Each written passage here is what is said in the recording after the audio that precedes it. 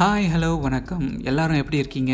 நான் வீடியோ போட்டு வர ரொம்ப நாள் ஆயிடுச்சு. ஏன் போட முடியலன்ற விஷயத்தையும் சொல்லியிருந்தேன். அதை பார்த்துட்டு நிறைய பேர் எனக்கு சப்போர்ட்டிவாக மெசேஜ் கமெண்ட்ஸ் எல்லாம் பண்ணியிருந்தீங்க. மெசேஜ் பண்ண எல்லாருக்குமே ரொம்ப ரொம்ப தேங்க்ஸ். இனிமேல் ரெகுலராக நம்ம சேனலில் வீடியோ போட ட்ரை பண்ணுறேன். இந்த சீரீஸ்க்கு பெரிய வியூஸ் எதுவும் இல்லாதால இந்த எபிசோடோட இந்த சீரீஸை ஸ்டாப் பண்ணிட்டு அல் ரவாபி சீசன் 2 ரிலீஸ் ஆயிருக்கு. ஸோ அடுத்த வீடியோலேருந்து நம்ம அந்த சீரீஸை பார்க்கலாம். போன எபிசோடோட லாஸ்ட்ல மெலிசா சூசைட் பண்ணுறதுக்காக மலை மேலே நின்றுட்டு இருப்பா. நம்ம கணத்தும் போய் தடுக்கிறதுக்காக அங்கே போயிருப்பான். அதோட முடிஞ்சிருக்கும். இந்த எபிசோடோட ஆரம்பத்துல நம்ம மெலிசா சூசைட் பண்றதுக்காக மலை மேல நின்னுட்டு இருக்கா. நம்ம கணத்தும் போய் அவளை காம்ப்ரமைஸ் பண்ணி கூப்பிட்டு இருக்கான். ஆனா அவ வராம இவங்களோட பழைய காதல் கதையை பத்தி பேசிக்கிட்டே இருக்கா. ஒரு வழியா நம்ம கணத்தும் கடைசியா அவளை காம்ப்ரமைஸ் பண்ணி அங்கிருந்து கூட்டிட்டு வந்துடுறான். அங்க கட் பண்ணா இந்த பக்கம் ஆயிஷாவோட வீட்டுல எல்லாரும் உட்காந்து பேசிட்டு இருக்காங்க. அப்போ ஆயிஷாவோட அப்பா யார் தான் ஆக்சிடென்ட் பண்ணது அப்படின்னு சொல்லிட்டு கேக்குறாரு. அதுக்கு நம்ம லைலாவும் அது அந்த ஜியா தான் பண்ணாராம் அப்படின்னு சொல்லி கேஸை முடிச்சிட்டாங்க அப்படின்றா. அதுக்கு ஆயிஷா அப்பாவும் ஒருவேளை அவர் தான் பண்ணியிருந்தா அவர் எதுக்கு ஜோக்கர் மாஸ்க போட்டு பண்ணோம், இதுக்கு பின்னாடி யாரோ இருக்கிற மாதிரி தோணுது அப்படின்னு சொல்றாரு. அப்படி அங்க கட் பண்ணா இன்னொரு பக்கம் நம்ம ஹலில் அவன் தம்பி பெக்கீர் கிட்ட இந்த மாதிரி நான் ஒருத்தங்களை லவ் பண்றேன் அப்படின்ற விஷயத்த சொல்லிடுறான். அதை கேட்டுட்டு பெக்கீரும் பயங்கரமா சிரிக்கிறான். சிரிச்சுட்டு சரி ஓகே யார் அது சொல்லுன்னு சொல்லிட்டு கேட்கறான். அதுக்கு இவனும் வேற யாரும் இல்ல நம்ம ஏரியால இருக்கிற நீஷே தான் அப்படின்ற விஷயத்த சொல்லிடுறான். அதை கேட்ட உடனே நம்ம பெக்கீர் ரொம்பவே ஷாக் ஆகி எது நம்ம எக்கிமோட அம்மாவா அப்படின்னு கேட்கறான். அதுக்கு அவனும் ஆமா ஏன் நான்லாம் லவ் பண்ணக்கூடாதா கல்யாணம் பண்ணக்கூடாதா அப்படின்னு சொல்லிட்டு கேட்கறான். அதுக்கு பெக்கீரும் ஓகே ஒன்னும் தப்பு இல்ல, உனக்கு கல்யாணம் ஆனா எனக்கும் சந்தோஷம் தான் அப்படின்னு சொல்லிடுறான். சரி நீ இதை நீஷா கிட்ட சொல்லிட்டியா அப்படின்னு கேட்கறான். அதுக்கு ஹலிலும் இல்ல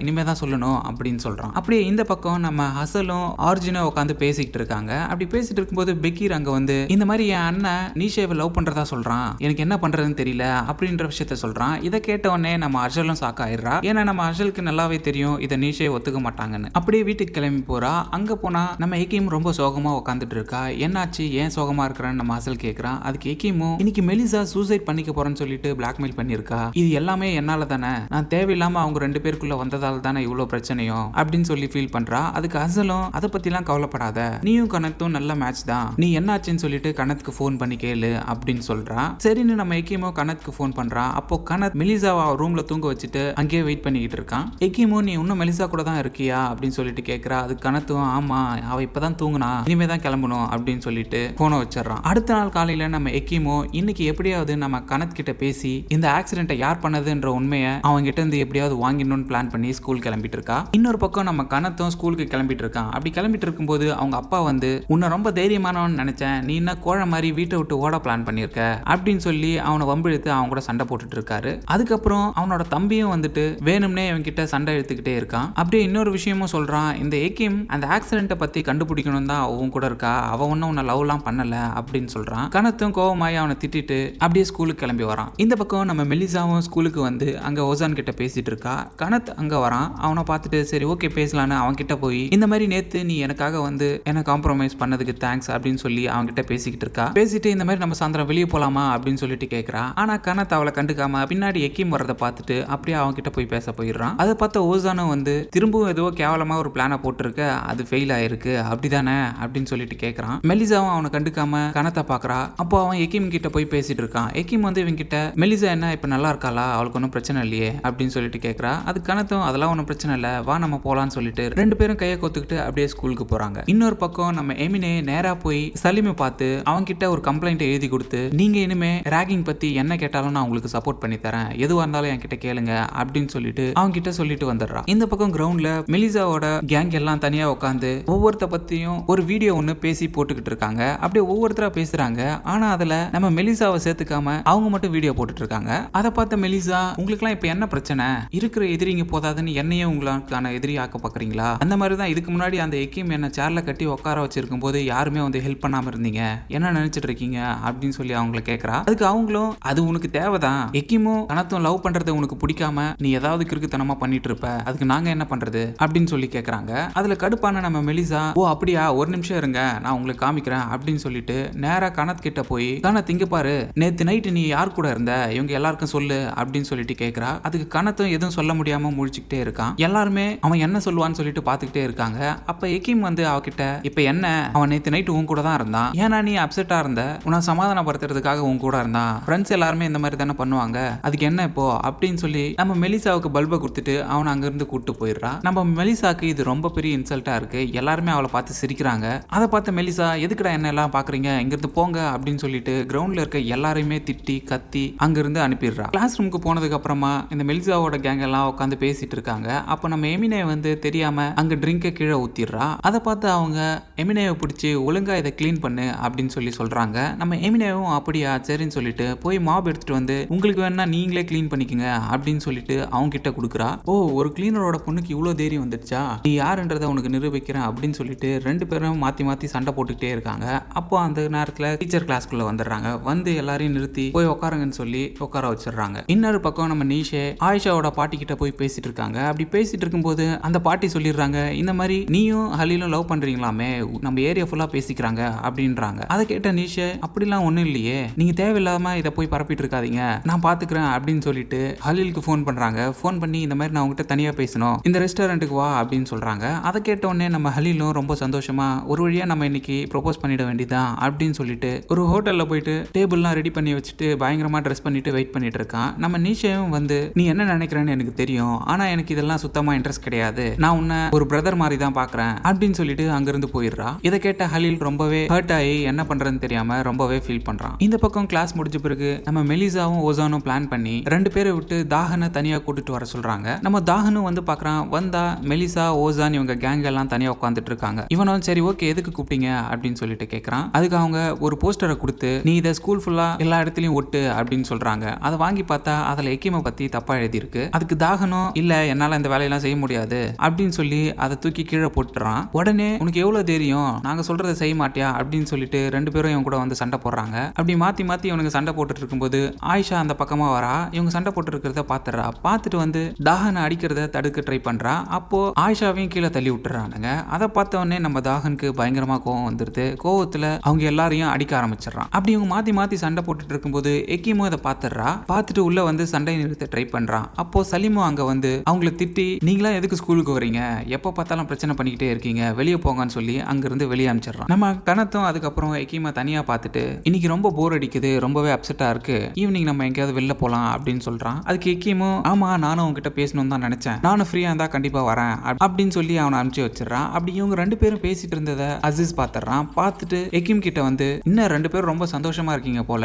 அப்படின்னு கேட்கறான். அதுக்கு எக்கிமோ சரி நாங்க ரெண்டு பேரும் சந்தோஷமா இருந்தா உனக்கு என்ன இப்ப பிரச்சனை அப்படின்னு சொல்லிட்டு கேட்கறான். நான் ஒரு விஷயம் உங்ககிட்ட சொல்லணும்னு நினைக்கிறேன், கனத் எனக்காக எது வேணா செய்வான், அதை நீ நல்லா ஞாபகத்துல வச்சுக்கோ அப்படின்னு சொல்றான். அதுக்கு எக்கிமோ ஓ அப்படியா ரொம்ப சந்தோஷம், சரி நான் ஞாபகத்துல வச்சுக்கிறேன் அப்படின்னுட்டு போயிடுறான். அப்படியே போய் நம்ம ஹசல் கிட்ட பேசிட்டு இருக்கா. ஹசல் பார்க்க ரொம்ப அப்செட்டா இருக்கா. அதுக்கு எக்கிம் கேட்கறான் என்ன பிரச்சனை அப்படின்னு. அப்பதான் அவ சொல்றா கோர்ட்டுக்கு எங்க அப்பாவோட கேஸ் ட்ரையலுக்கு வருது, என்ன ஆகும்னு தெரியல அப்படின்னு சொல்றா. அதை கேட்ட நம்ம எக்கிமோ நீ ஒன்னும் கவலைப்படாத, எல்லாமே நமக்கு சாதகமா தான் நடக்கும், உங்க அப்பா கண்டிப்பா ஜெயில இருந்து ரிலீஸ் ஆயிடுவாரு அப்படின்னு சொல்றா. சொல்லிட்டு இந்த மாதிரி கணத்தை நான் இப்ப போய் பார்க்கலான்னு இருக்கேன் அப்படின்னு சொல்றா. அதுக்கு அசலும் நீங்க ரெண்டு பேருமே நிஜமாவே நல்ல பேர் தான் அப்படின்னு சொல்லிட்டு சிரிக்கிறா. அப்போ நம்ம எக்கிமோ ஆனா இந்த விஷயம் அசீஸ்க்கு சுத்தமா பிடிக்கல போல இருக்கு, அவன் எப்ப பார்த்தாலும் சண்டை போடுற மாதிரி பேசிட்டு இருக்கான் அப்படின்னு சொல்றா. அதுக்கு ஹசலும் எனக்கு அவனை பத்தியும் நல்லா தெரியும், அவன் கொஞ்சம் கிறுக்குதான், ஆனா நீ அவனை பத்தி எல்லாம் கவலைப்படாத, ஆனா கனத்துக்கு அவனோட தம்பியை ரொம்ப பிடிக்கும் அப்படின்னு சொல்றான். அதை கேட்டவொடனே நம்ம எக்கிமோ ஒருவேளை கனத் அவங்க தம்பியை தான் அந்த ஆக்சிடென்ட்ல இருந்து காப்பாத்திட்டு இருக்கானு எனக்கு டவுட்டா இருக்கு, ஆனா கன்ஃபார்மா ஒன்னும் தெரியல அப்படின்னு சொல்றான். அதுக்கு ஹசலும் நீ தேவையில்லாம எதையாவது ஆராய்ச்சி பண்றேன்னு போய் கிறுக்குத்தனமா பண்ணிட்டு இருக்காத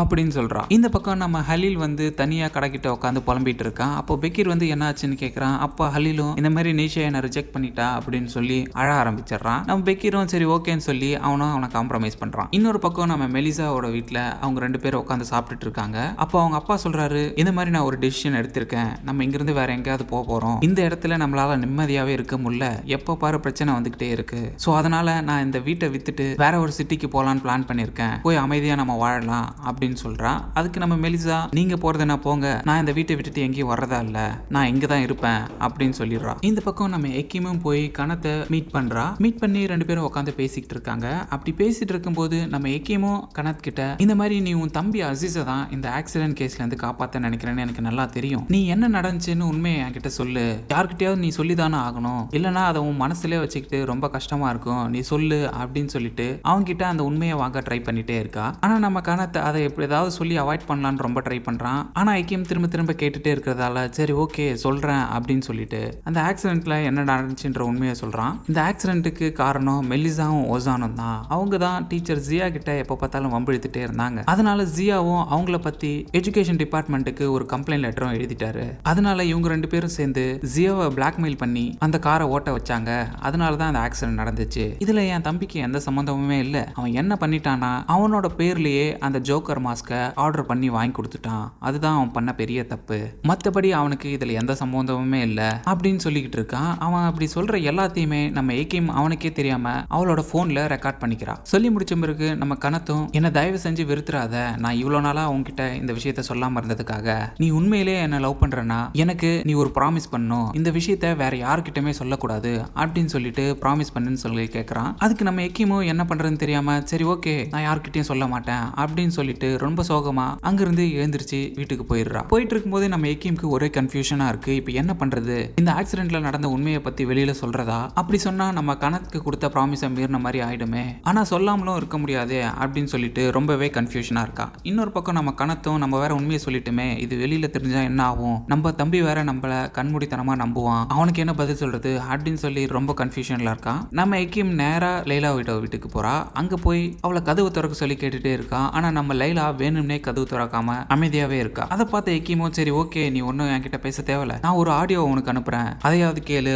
அப்படின்னு சொல்லிட்டு அந்த ஆடியோவை அவளுக்கு அனுப்பிச்சிட்டு அங்கிருந்து போயிடுறா. நம்ம லைலாவும் அந்த ஆக்சிடென்ட்டை பத்தி கனத் பேசின எல்லா விஷயத்தையுமே கேட்டுறா. கேட்டுட்டு நம்ம லைலா அதை வச்சு என்ன பிளான் பண்ணலாம்னு சொல்லிட்டு யோசிச்சுட்டு இருக்கா. அடுத்த நாள் ரொம்ப சந்தோஷமா ஸ்கூலுக்கும் கிளம்புறா. இந்த பக்கம் நம்ம எக்கிமோ ரொம்ப சீக்கிரமா ஸ்கூலுக்கு போறான்னு சொல்லிட்டு கிளம்பி வெளியில வரா. அப்போ லைலா நேரா ஸ்கூலுக்கு போய் அந்த ஆடியோவை கனத் கிட்ட போட்டு காமிச்சிடுறா. காமிச்சிட்டு இப்ப நீ என்ன பண்ண போற அப்படின்னு சொல்லிட்டு அவங்க கிட்ட கேக்குறா. அதுக்கு கனத்தும் என்ன சொல்றதுன்னே தெரியாம நம்ம எக்கிம நம்பி இவ்வளவு பெரிய விஷயத்த சொன்னா அந்த ப்ராமிஸை அவ ஈஸியா பிரேக் பண்ணிட்டாலே அப்படின்ற ஷாக்ல உட்காந்துட்டு இருக்கான். இந்த பக்கம் எக்கிமும் நேரா போலீஸை பார்த்து இந்த மாதிரி என்கிட்ட அந்த ஆக்சிடென்ட்டை பத்தி ஸ்ட்ராங்கான எவிடன்ஸ் கிடைச்சிருக்கு, அதை நான் அவங்க கிட்ட தரேன், ஆனா அதுக்கு முன்னாடி நீங்க ஒரு ப்ராமிஸ் பண்ணணும், இதன் மூலமா கனத்துக்கு எந்த பிரச்சனையுமே வரக்கூடாது அப்படின்னு சொல்லிட்டு கேட்கறா. அதுக்கு அவனும் சரி ஓகே அவனுக்கு எந்த பிரச்சனையும் வராம நான் பாத்துக்கிறேன் அப்படின்னு சொல்லிடுறான். இந்த பக்கம் நம்ம கிளாஸ் ரூம்ல மெலிசா உட்காந்துட்டு இருக்கா. அப்போ யஷா அழுதுகிட்டே வந்து நீ என்ன மெசேஜ் எனக்கு அனுப்பி இருக்க, இதெல்லாம் ரொம்ப நாளுக்கு முன்னாடி நடந்துச்சு, அதை பத்தி எதுக்கு இப்ப பேசுற, தயவு செஞ்சு அதை பத்தி எல்லாம் இப்ப யார்கிட்டயும் சொல்லாத அப்படின்னு சொல்லிட்டு கேட்கறா. அதுக்கு மெலிசாவும் சரி ஓகே